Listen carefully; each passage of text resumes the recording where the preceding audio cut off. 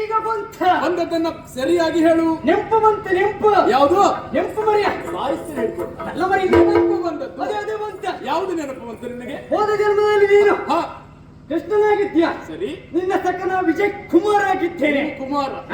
ಹಾ ಆಗ್ಲೇಪ್ಪ. ನಾವು ಬಾಲ್ಯದಲ್ಲಿ ಮಾಡಿದ ಎರಡ ಮರೆಯ ಯಾವ ಕೆಲಸಗಳೆಲ್ಲ ಹೇಳು. ದರ್ಬಾರ್ ದರ್ಬಾರುಗಳು.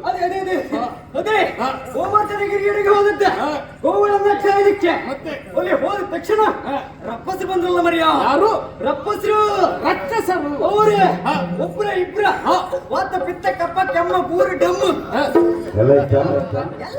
ಮತ್ತೆ ಹೆಚ್ಚು ದಿನ ಉಳಿಲಿಕ್ಕಿಲ್ಲ. ಮತ್ತೆ ಅದು ಬಂದ್ಮೇಲೆ ಹೋಯ್ತು ಅಂತ ಅವ್ರ ಮರಿ ರಪ್ಪಸರು. ಸಕಟದೇನು ಪ್ರಲಂಬ ಇತ್ಯಾದಿ ಕಳರು ಬಂದವರಿದ್ದಾರೆ. ಅವರನ್ನ ಕೊಂದು ಕಳೆದವನು ನಾನೇ ಇದ್ದೇನೆ. ಅವರೆಲ್ಲ ನೀವು ಕೊಂದ ಮೇಲೆ ಅಲ್ಲಿಗೆ ಇವ್ರು ಬಂದಲ್ಲ ಮರಿ. ಯಾರು ಬಂದದ್ದ? ಗೋಪಿಕಾರ್ಯ. ನಾರಿಯರು ಬಂದದ್ದು. ಅವ್ರೆ ಹೌದಪ್ಪ. ಅವ್ರು ಸೀರೆಯನ್ನು ಕತ್ಕೊಂಡು ಹೋಗಿ ಮರ ತಲೆ ಮೇಲೆ ಮಂಗನ ಮರಿ ಕುತ್ಕೊಂಡು ಬರ ನೀನೆ ಅಲ್ವಾ?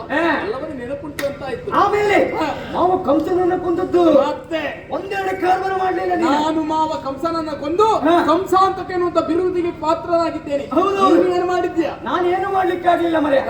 ಮತ್ತೆ ನೀನೆ ಹೋದ ಜನ್ಮದಲ್ಲಿ ಎಷ್ಟು ಮದುವೆ ಆದದ್ದ? ಎಷ್ಟು ಮದುವೆ ಆಗಿದ್ದು ಹೇಳು. 16,008 ಮಂದಿ. ಸರಿ.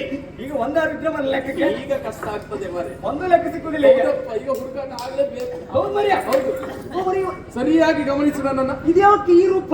ಈ ರೂಪ ಮಾಡ್ಲಿಕ್ಕೂ ಕಾರಣ ಉಂಟು. ಕಿರತ್ರ್ಯಾಸ. ಆದ ಮೋಸವನ್ನು ತಪ್ಪಿಸಲೋಸುಕವಾಗಿ ಈ ರೂಪವಂತೂ ಬಂದಿದ್ದೇನೆ. ಹಾಗಾಗಿ ಮಾಡಬೇಕಾದದ್ದೇನು? ಏನು?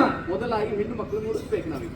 ನೀನಿಗೆ ಅದಕ್ಕಾಗಿ ಮೃಗಗಳ ಬೇಟೆಗಾಗಿ ಅಲ್ಲ, ಮೃಗಾಕ್ಷಿಯರ ಬೇಟೆಗಾಗಿ ಹೊರಟು ನಿಂತದ್ದು. ನೀ ಯಾರು ಮರಿ ನೀನ?